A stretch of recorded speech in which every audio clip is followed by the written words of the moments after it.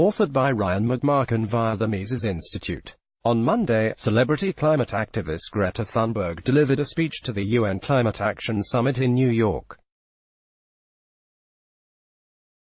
Thunberg demanded drastic cuts in carbon emissions of more than 50% over the next 10 years.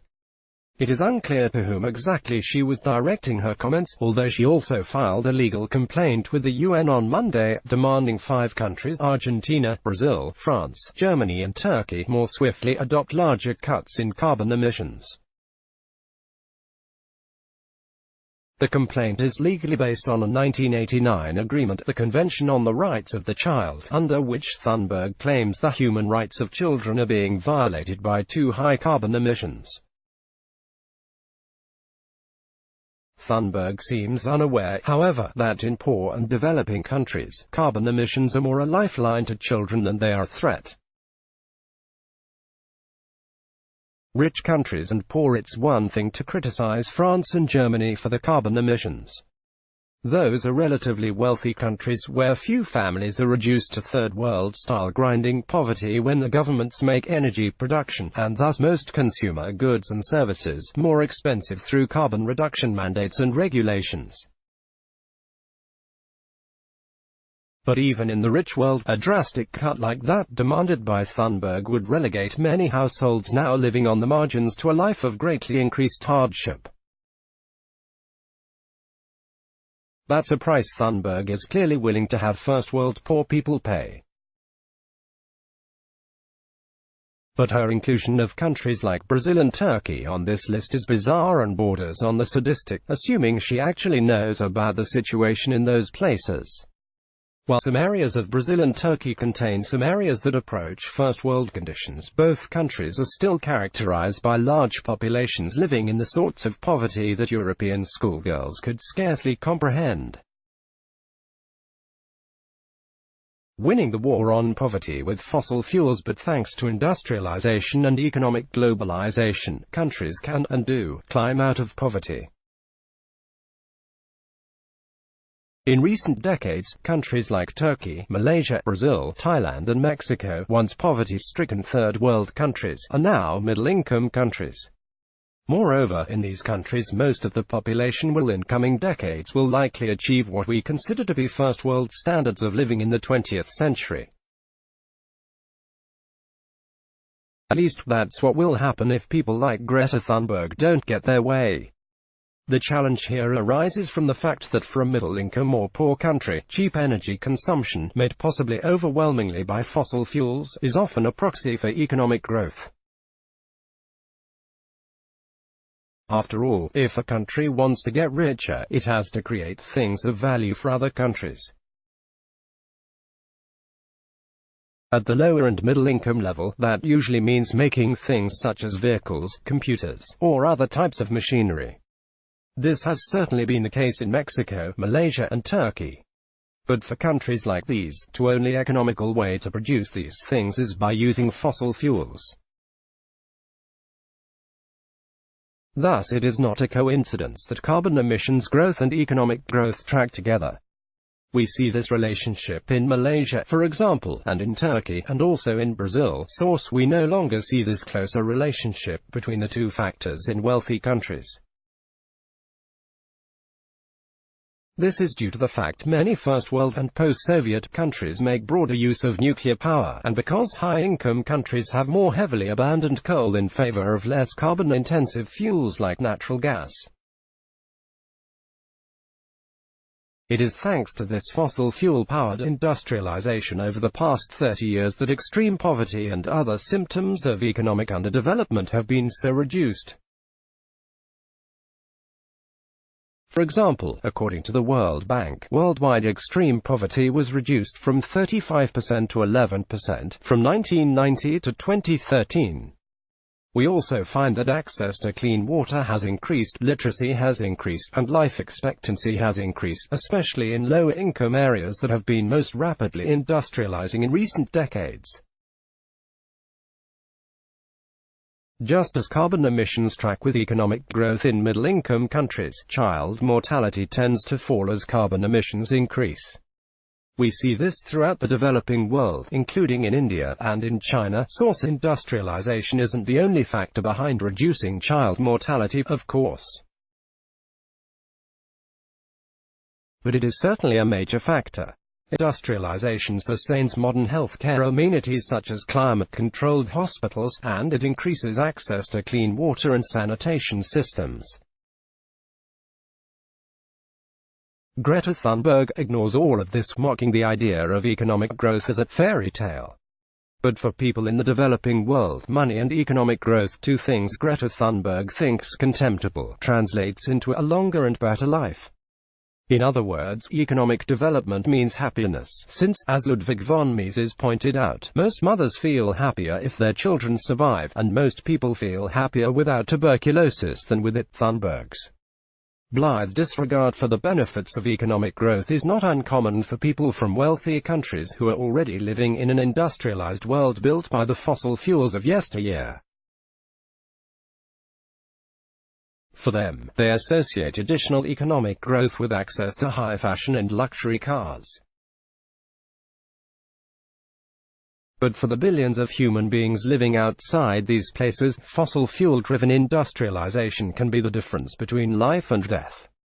And yet, Greta Thunberg has seen fit to attack countries like Brazil and Turkey for not more enthusiastically cutting off the primary means to quickly deliver a more sanitary, more well-fed, and less deadly way of life for ordinary people.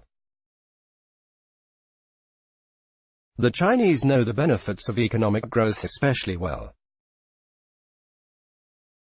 A country that was literally starving to death during the 1970s, China rapidly industrialized after abandoning Mao's communism for a system of limited and regulated market capitalism. But even this small market-based lifeline, sustained by fossil fuels, quickly and substantially pulled a billion people out of a tenuous existence previously threatened regularly by famine and economic deprivation. Today, China is the world's largest carbon emitter, by far, with total carbon emissions double that of the United States. And while the US and the EU has been cutting emissions, China won't even pledge to cap its emissions any time before 2030. And a pledge doesn't mean it will actually happen. India, meanwhile, more than doubled its carbon emissions between 2000 and 2014, and its Prime Minister refuses to pledge to cut its coal-fired power generation.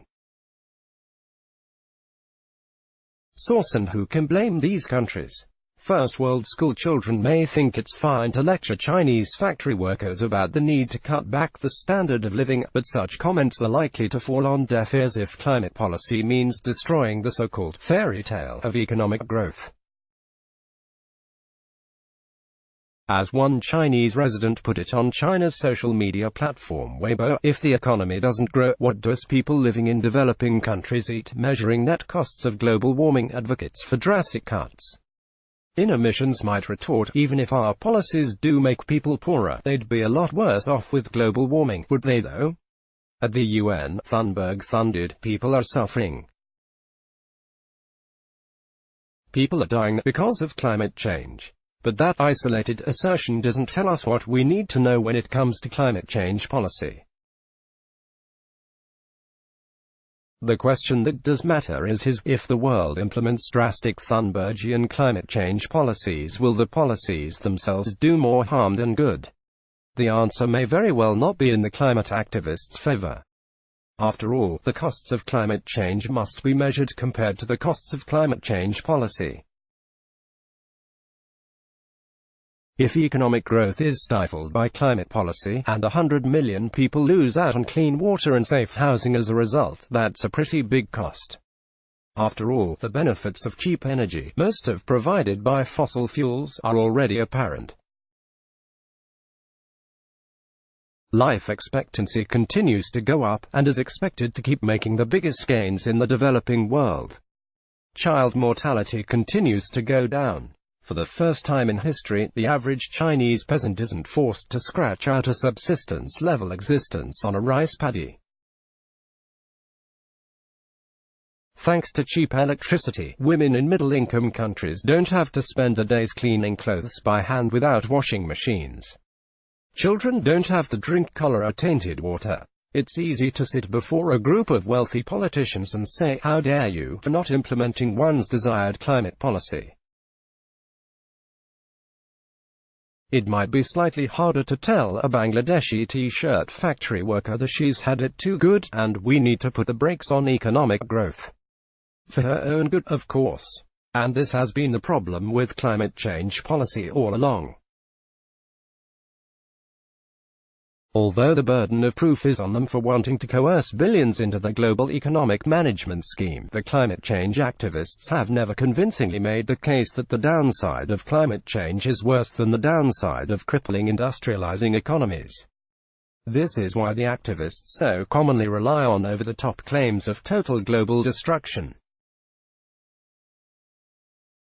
One need not waste any time on weighing the options if the only choices presented are do what we want or face total global extinction. But even climate change activists can't agree the Armageddon approach is accurate. Last year, for example, Scientific American published Should We Chill Out About Global Warming? By John Horgan, which explores the idea that continued progress in science and other realms will help us overcome environmental problems. Specifically, Horgan looks at two recent writers on the topic, Steven Pinker and Will Boisvert. Neither Pinker nor Boisvert could be said to have libertarian credentials, and neither take the position that there is no climate change. Both assume that climate change will lead to difficulties. Both, however, also conclude that the challenges posed by climate change do not require the presence of a global climate dictatorship. Moreover, human societies are already motivated to do the sorts of things that will be essential in overcoming climate change challenges that may arise. That is, pursuing higher standards of living through technological innovation is the key to dealing with climate change. But that innovation isn't fostered when children shake their fingers at Brazilian laborers and tell them to forget about a family car or household appliances or travel at vacation time. That isn't likely to be a winning strategy outside the world of self-hating first-world suburbanites. It appears many Indians and Brazilians and Chinese are willing to risk the global warming for a chance at experiencing even a small piece of what wealthy first-world climate activists have been enjoying all their lives. Let's block ads. Why?